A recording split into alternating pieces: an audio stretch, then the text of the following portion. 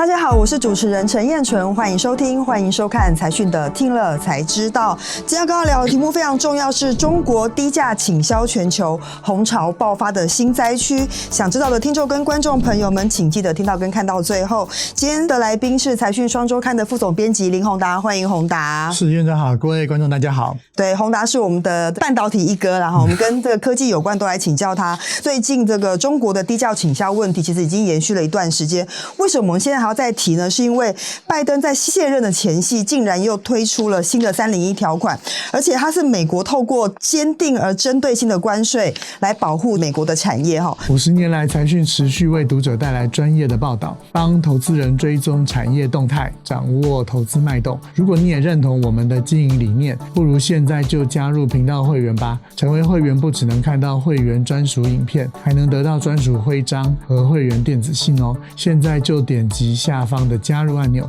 支持我们，让财讯能够在投资的路上陪伴大家迎接下一个50年。这边我可以先跟大家分享几个最新的关税调高的状况，包括电动车，包括太阳能电池，包括钢铁、铝业、锂电池、半导体、医疗用品，甚至是港口起重机，它的关税调整幅度都从原本的0提高到25%到100%不等。这其实幅度真的蛮高的，明显感受到说中国的经济武器就是用低价的产品倾销到全世界里面去，所以其实中国近4年来的贸易顺差重返了上升的轨道，顺差的额度是越来越大的。那它这次的关税战有2个特色，一个呢就是说针对中国制霸全球的产业，也就是性价比高的产品，它把关税拉高，例如说像电动车就从原本的25%拉高到100%。另外一个就是针对巩固国家基础建设而有战争风险的品项，像这个港口起重机，大家可能难以想象说港口起重机在美国将近80%以上是使用中国的起重机，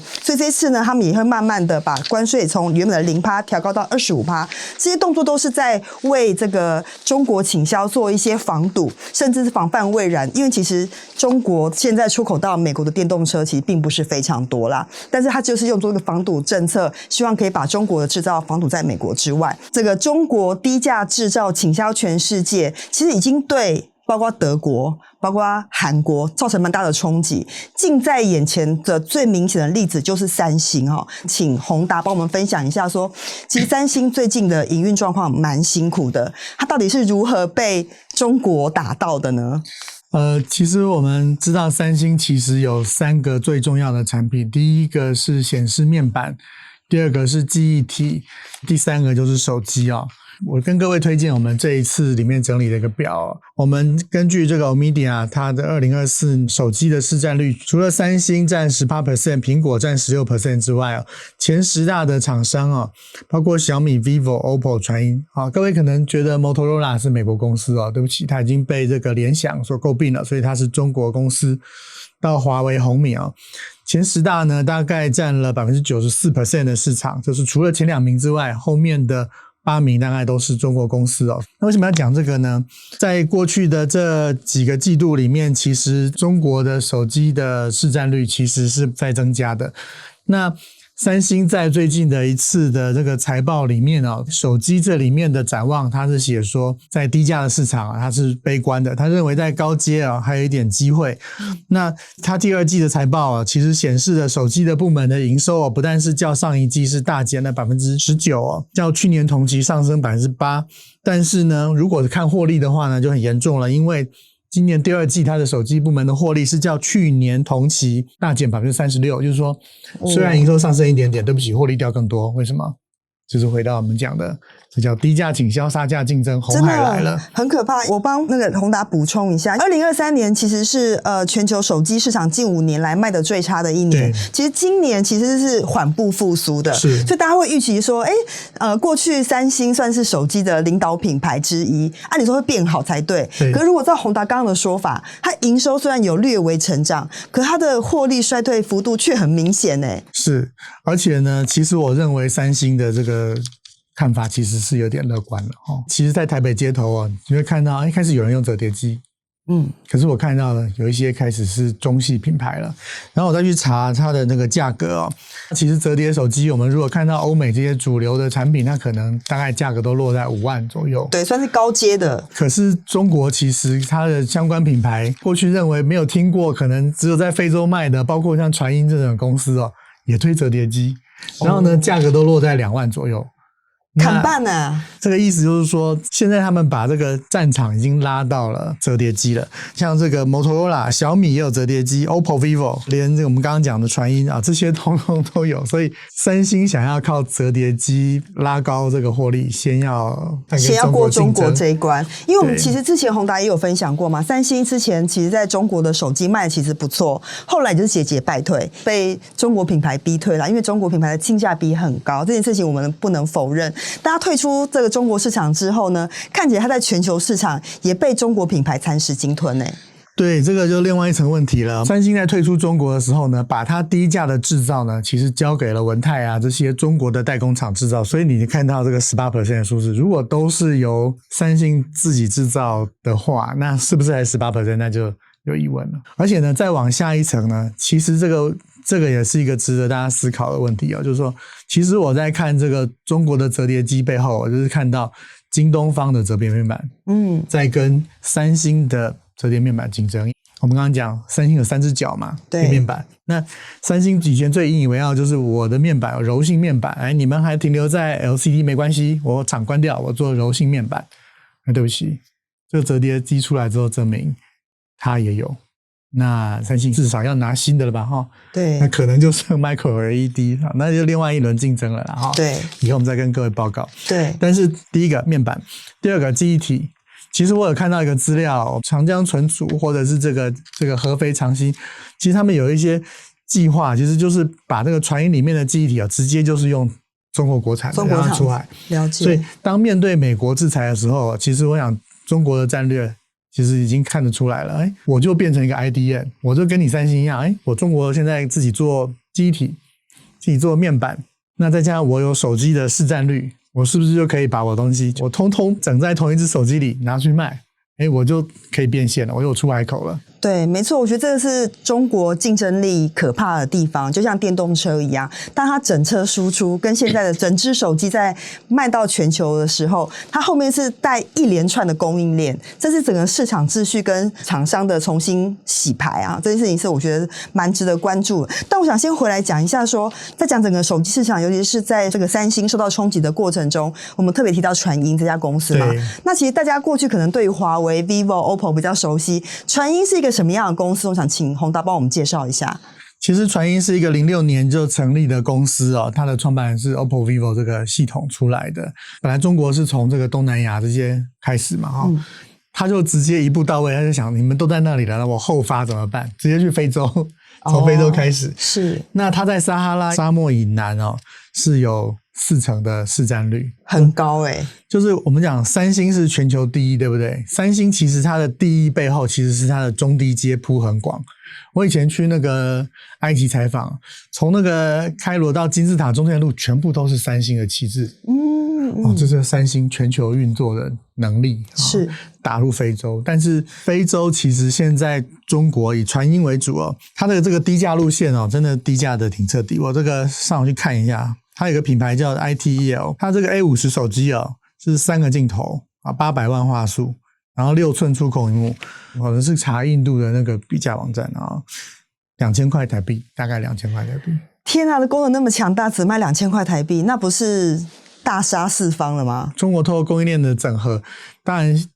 耐不耐用那一回事啦，它不见得耐用，但是这个在比较收入低一点的地方他就会斤斤计较说，我花这1块钱你买到什么规格，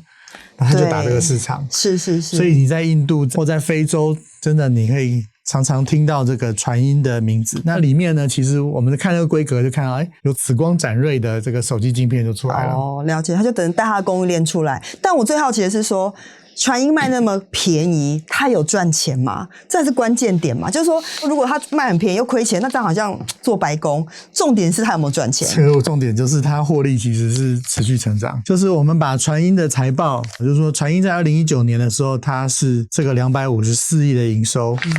大概17亿人民币的净利，但是到2023年的时候，它是623亿的营收55亿的净利，基本上是成长的。那我们刚刚也提到，其实连传音都有出折叠手机，它不是只有往低价去，它是从低价出发往中高阶去打，就是把大家手上的三星把它换掉，这就是供应链的竞争。对，这个很可怕，而且它是用高规低价的方式抢市场，而且它还能够赚钱这是它的本事啦。刚刚讲那个手机算是一个领头羊，就像电动车一样，它算是一个整车出去的一个产品。后面供应链的重整，这次我们就想再请宏达特别聊一下记忆体这件事情。大家知道这个中国记忆体厂商近年来扩增的幅度蛮多的，相较于台湾最近的记忆体厂商的股价表现相对疲弱，到底也是不是因为这个逻辑下面影响到整个供应链的重组，台湾的记忆体现在会面临怎么样的冲击？那我们先谈一下中国记忆体现在的状况好了。记忆体是半导体里面除了我们台积电擅长逻辑嘛，另外一只脚就是记忆体。那记忆体的市场，比如说DRAM有多大呢？根据这个 TrendForce 的报告，24年的时候其实DRAM大概会有907亿美元，其实就是2兆多，2兆7快3兆台币的一个规模，所以这是大国竞争的市场。那中国现在在做什么呢？中国现在就是去年底长兴存储宣布它的 LPDDR5， 其实就是 LP 什么 Low Power， 就是低功耗的这个记忆体呢，开始可以生产了。那过去记忆体其实是韩国两个这个海力士、三星，对，然后美光的天下。各位如果再往前讲回忆一下的话，其实美光告过这个福建晋华，告过联电，然后后来他们说他们无罪嘛，和解了，和解。问题就是现在换中国告美光侵权，而且希望美国法院禁止美光在美国销售记忆体，那要反攻了。所以反攻他现在干嘛呢？长兴存储现在既然有了 LPDDR5， 就我们刚刚讲手机用的，加上手机的出海口来了，现在干嘛？扩产。那美国就给他画了一条线，美国就是说不要用18奈米以下的技术，18奈米以上你做DRAM，那他不管。这个逻辑是什么？画一个线，希望中国用比较成熟的这个比较旧的制程来划分，让美国科技继续领先。那他现在就是开始扩产了，合肥一期它是10万片的产能，然后今年北京厂会再扩3万片，然后合肥2厂再扩4万片。那长期呢，大家认为它会扩到30万片它的市占率可能会慢慢的从不到 4%、5%， 慢慢看会不会到全球的 10%。 它这样子算是产能也扩增3倍耶，也蛮快的。我想最重要的意义是，本来记忆体是美韩的天下，但是当中国跨进来的时候，就是我们刚刚讲的三星的逻辑，三星要小心了长江存储的话，其实这个 3D NAND 这里NAND 其实我们讲这个固态硬碟这些，它会用这个东西。那它现在就是月产能是13万片，因为其实美国已经把它列入实体清单了，所以它的扩产比较慢。它在2024年呢，是希望能够看看能不能再增加3到4万片的产能。另外就是瑞丽集成呢，其实它是这个长兴存储的母公司有消息报道指出，就是它现在底下的另外一个公司在跟上海市政府合作，要盖一个 HBM， 就是 AI 所用的这种特殊的记忆体的一个先进封装的厂，希望到26年的时候是月产能3万片。那最后就是武汉新兴武汉新兴其实是个比较安静的公司，在做 NOR Flash， 但是它倒是转向了报道也有一些消息，就是说它准备要去生产的 HBM， 而且呢，因为需要资金嘛，记忆体需要很大量资金，所以它有可能会在大陆挂牌。最后就是兆易创新，那这个比较特别，因为它是一个 IC 设计公司。讲这个的话，其实会讲到中芯，为什么？因为 IC 设计公司自己不扩产能，它没有工厂，可它扩产能很简单，就叫晶圆厂多做就好了。所以我们看到中芯扩了这么多产能之后其实兆易创新就可以叫它来做 NOR Flash NAND Flash MCU DRAM 感测器。那这个就是基本上是中国目前的布局的状况。对，看起来中国扩厂的动作蛮大又蛮广的，又很快投资人都一定很想问说，过去大家会认为说记忆体是一个景气循环，因为它就是 commodity 嘛大家觉得说这个只要消化库存就会好了。因为我们有前车之鉴，我们看塑化业就知道说，塑化业因为中国产能过剩，已经打破景气循环这样的结构了。那请问这个记忆体也会步上塑化的后尘，就是过去景气循环的结构会被打破吗？我就必须要先跟各位讲现在中国的记忆体的扩产是刚刚开始，刚开始而已，刚开始。所以呢，我给各位看几个数字哦，就是说我从这个经济部来调出来，就是说我们出口到大陆的这个前30大货品的排名哦，大概在我所查到，从2021年做的表到2024年做的表，大概第2名都是记忆体。2020年的时候，台湾卖到中国的记忆体大概是61亿美金全年啊，21年的时候是71亿，然后22年的时候是97亿美金。那到23年的时候，它变成这个69亿美金，它就又回来。所以今年啊，前8个月啊是40亿美金。那其实在去年啊，它开始出现年对年下滑 28% 的一个状况。当然也有可能是因为再往前一年其实 PC 缺货嘛，所以拉货潮。台湾其实还是有记忆体的制造的公司啊，所以21、22年太好了。所以可能23年比较久。我们讲景气循环嘛，照理讲其实去年各位如果印象的话，去年三星发布10年最严重的这个财务预警，到今年初呢也认为它的状况不好，所以大家认为其实今年记忆体应该要反弹。不过我们如果看台湾记忆体销往这个中国的这个统计的话，前年很好，去年衰退，照道理今年会稍微反弹嘛，但今年的销往中国的记忆体是下滑 17%， 好，所以现在就很关键了，我们看会不会继续下滑。但是出现了几个事情，就是第一个呢，我们所了解有一个叫品安的记忆体模组厂其实它9月6号就是公告说它有一个重要的客户它的代工事业要结束生产，所以它要资遣250个员工其实你去看它里面的关系人交易里面，它最大的一个客户是它的关系人，那你再去看品安的董事会其实金士顿呢就是他的董事会成员，也是他的投资了超过10年以上那所以这样子的关系的结束它不是一般的买卖，它是我们绑很紧的，我从董事会到你的这个大客户我都是那这个关系结束了，那代表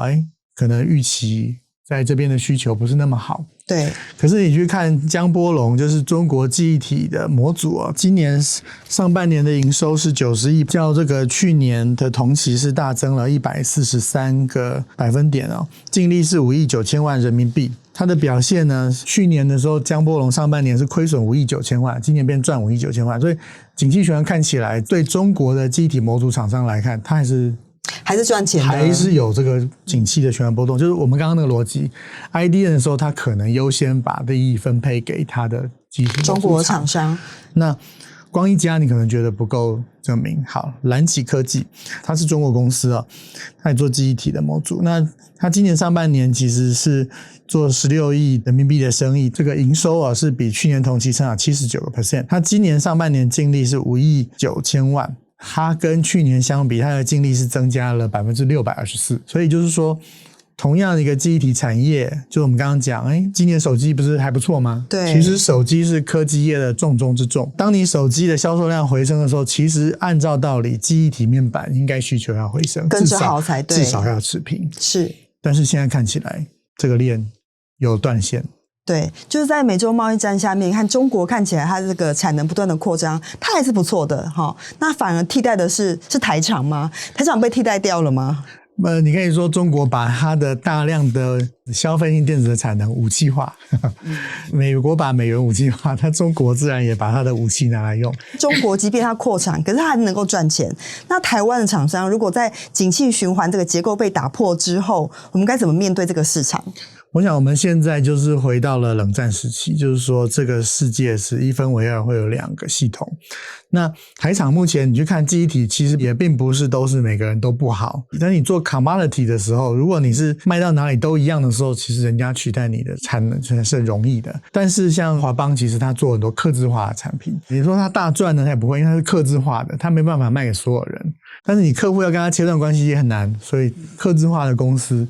会稳定。但是如果你是做 commodity 大量销售的，那你就很辛苦，就要特别小心了。就很辛苦。我觉得蛮有趣，就是说其实纵观宏达所说，就是从塑化到低润都是这样，就是产业结构的景气循环被打破了，所以你要光看时间以为这个消化库存就可以解决的话，看起来不是这样子，因为市场会被重新分配。而且其实像低润跟塑化一样，过去都是从台湾出口到中国去，但现在看起来不是了，中国它自己的产产能就可以补起来之后，台湾厂商如果没有第一个没有利基，或者如果没有新市场的话，基本上你就会面临到市场被取代的问题。进口替代应该是它明显要往这条路走，没错，来强化它自己的实力。对对，三星至于韩国，就像福斯至于德国。那因为宏达也刚好去了德国，刚回来嘛。其实汽车产业对于德国来说冲击也很大。从福斯的经验就可以告诉我们说，这个如果欧盟不好好防堵的话，以后甚至有人讲说欧洲会变成一个工业博物馆。所以你怎么看汽车这件事情啊？我其实最近都在看那个汽车销售排行榜的前10名啊。那看起来其实日本车其实它还是有它一定的这个口碑跟竞争力。那另外中国车其实它的这个性价比，记得我去印度出差的时候，在机场看到比亚迪的车，他们就说这一台卖70几万。我说实在话，这个看起来中国的汽车业是沿着高规低价的逻辑再往全世界去。欧洲的汽车业其实是他们的重中之重，可是我去德国的看到，其实去德勒斯登福斯在那边的一个电动车的厂，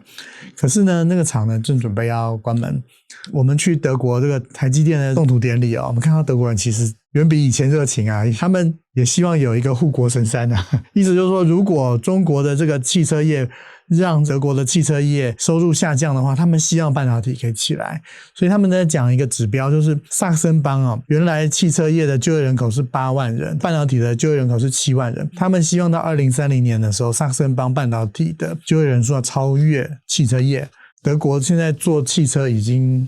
CP 值成本已经不像以前那么有竞争力了。所以反过来说，就是他为什么要转向拥抱半导体，就是因为汽车产业受到蛮大的冲击嘛，对不对？所以从手机到汽车，我们都可以看到中国透过整车或整机出口的方式带动整个供应链的重整。我觉得台厂或投资人在这个方面都要特别的小心。回到一开头我们讲的美国祭出高关税来防堵中国的产品这件事情，其实以后我觉得都是一个各国的产业政策的竞争啦，怎么样能够保护自己的产业，或者是怎么样在建立这个比较好的竞争门槛这件事情我觉得是以后会持续发生的事情。后面还有很多事，还有很多戏。对，其实这期我们的台讯722期的内容，我们详细的表述了，就是在美国提高关税之后，整个产业供应链会有一些新的红海市场的出现。我觉得这个非常值得这个投资人跟台厂来关注。就是现在就是像80年代那段时期，唯一的破解之道就是要有颠覆性的新科技，要有颠覆性的新科技。然后另外一个我觉得就是还是要有利基啦，